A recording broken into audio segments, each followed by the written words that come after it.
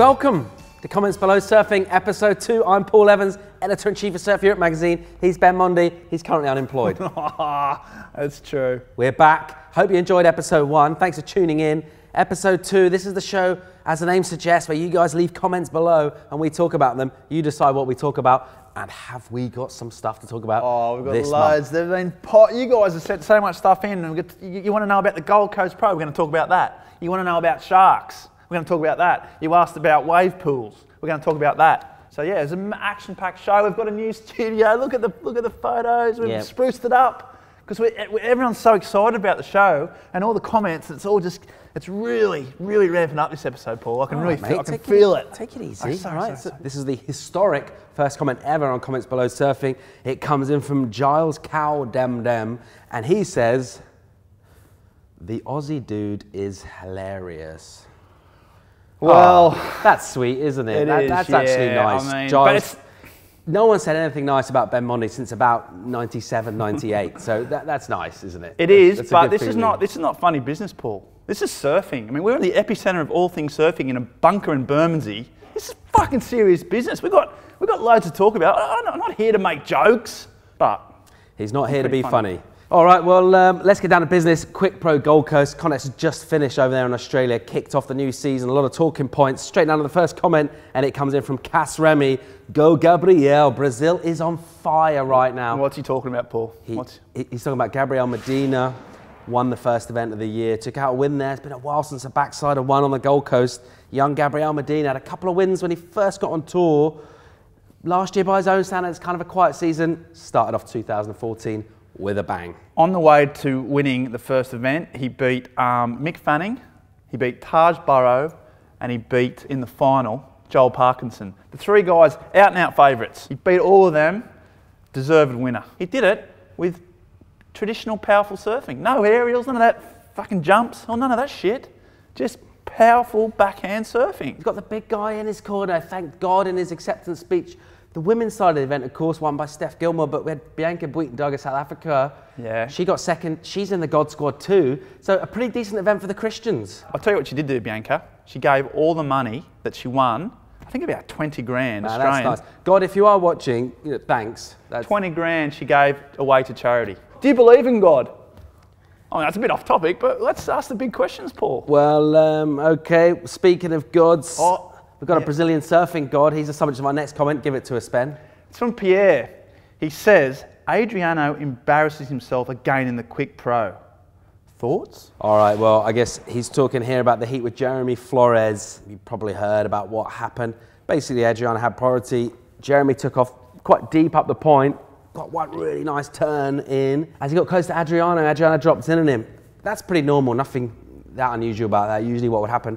Jeremy felt that he made himself go over the falls and almost fell on top of Jeremy Flores' head. Jeremy came out straight after it on live in an interview at the Quick Pro and said, that was bad sportsmanship, that was lame. He fucking went to town. Maybe they're both wrong. Maybe they're both wrong. Maybe they're both right. It's hard to pick one side.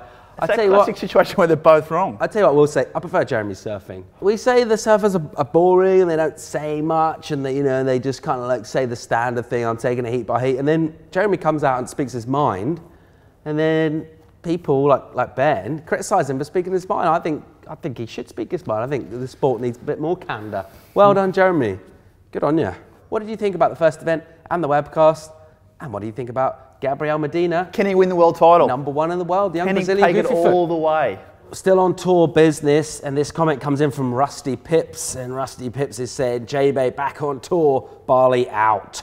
What do you think to this news? So, well, the Lord giveth, and the Lord taketh away. It's kind of like getting sort of pinched on the ass in one instant and then slapped in the face in the other way. Do you get what I'm saying? Not really. Performance is amazing, but I suppose, J-Bay is the world's best wave, arguably, the world's best point break. And so it should be on tour. And it's great to have it back. For you guys, the fans, no Bali, but J-Bay's back. Mixed emotions, but tell us what you think. Yeah, what would you prefer? What would you rather surf? Yeah, well, I've got a comment here. Rust Cole. Best place to surf in England? ? Wow. Wow. Well, Paul, You're English. Yeah. You surf. Best spot in the UK, I tell you what, this winter, pretty much everywhere. Anywhere where land touches sea, there's been foaming white water, hasn't there, hitting the coast. Really good waves just this last weekend on the south coast. Good waves down to the north coast of Devon and Cornwall, South Wales. There's pretty much been surf more or less everywhere. You know, there are a lot of spots around. If you like, for example, have a look on YouTube. There's some stuff about the reef in Bournemouth, and I think you've made a little. Is there? There might be a little video of you surfing. Yeah, check it out. Surfing. YouTube. Ben Mundy, Bournemouth Reef.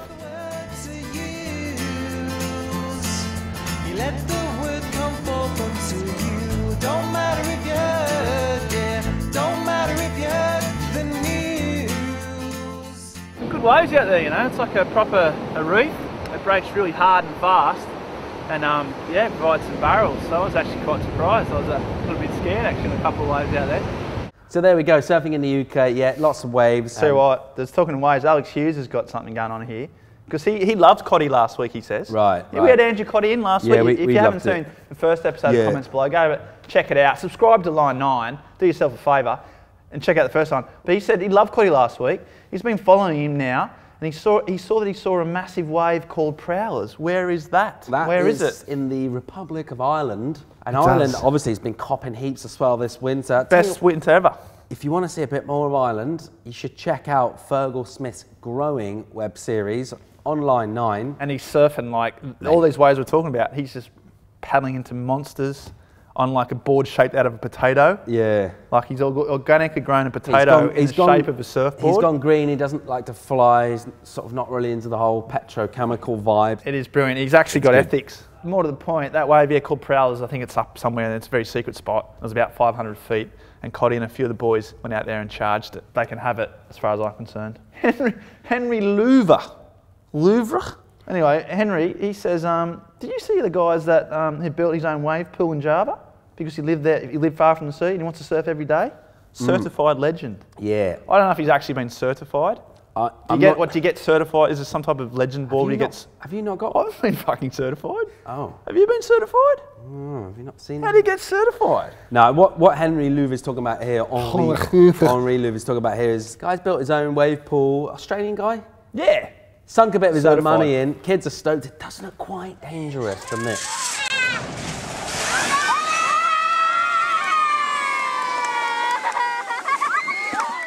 He's made his own pool, you know, a little tank in the middle of Java and bum fucks from nowhere. Voila, as Henry Louvre would say. Where would you like to see one built? Let's talk of one being built up in North Wales, one in Soustont, not too far away from Hossegor there, so not that far away from the original one in Zarout, near Zarout. Where would you guys like to see a wave pool? This is the way that surfing is going to get into the Olympics. Right. You tell us, do you want to see surfing in the Olympics? If you do, it's a double-barrel question. If you do you want to see it in wave pools? Is that the future of our sport? Probably not, to be honest. It's the part of the show we like to call Sharks Cove. Sharks Cove.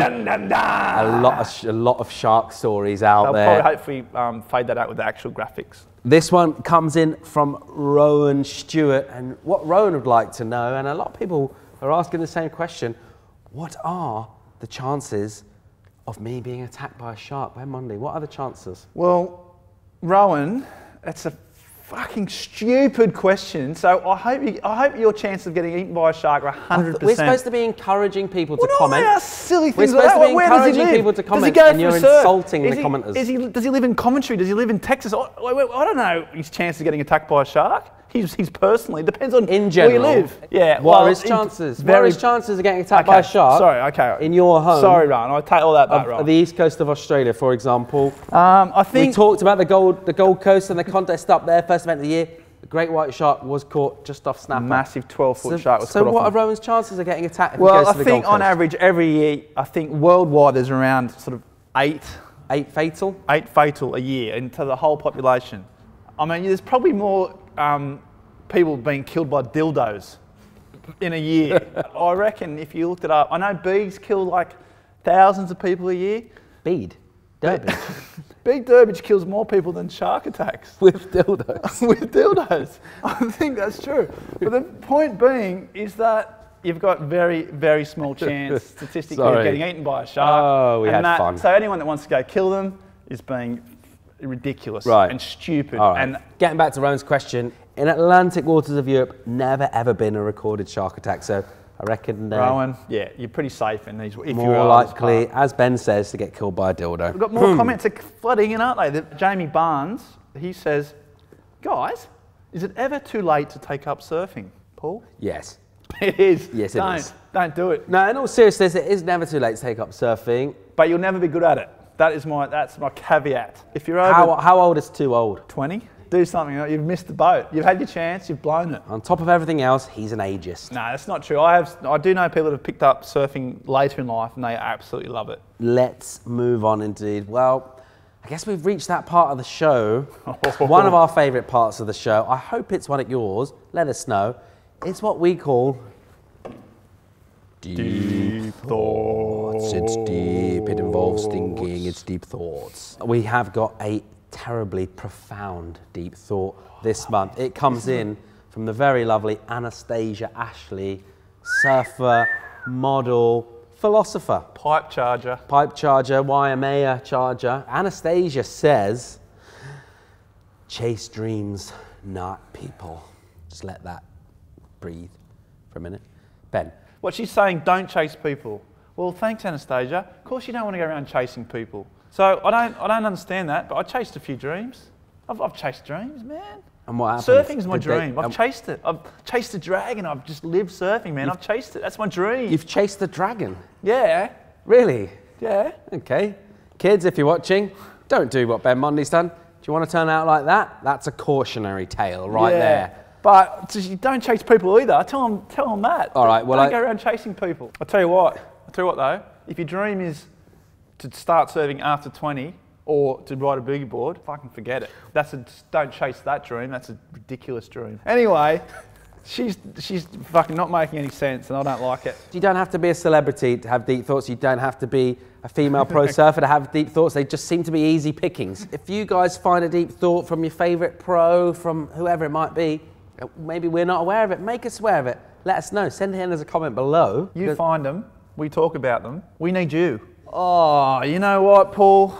It's the end of this episode 2 of Surfing Comments Below. Subscribe to Line 9. I don't want this to end, but it has to. Keep your comments coming in about any of the topics we talked about today. ASP World Tour, deep thoughts, sharks, whatever it might be. Let us know your comments. We will talk about them. Thanks for watching once again. We'll see you very, very soon. Get a dog up you. Happy surfing. It seems that Anastasia's dream. Seriously, I'm not even joking now. But I'll tell you what, it seems like her dream, from looking at those photos and that clip, is that she wants to sort of not wear much clothes and feature in big Sports Illustrated shoots. That's one of her kind of It's her dream passions. to semi-give guys a demi. She's semi-demiing all over the place. Can I say that? And yeah, you just did.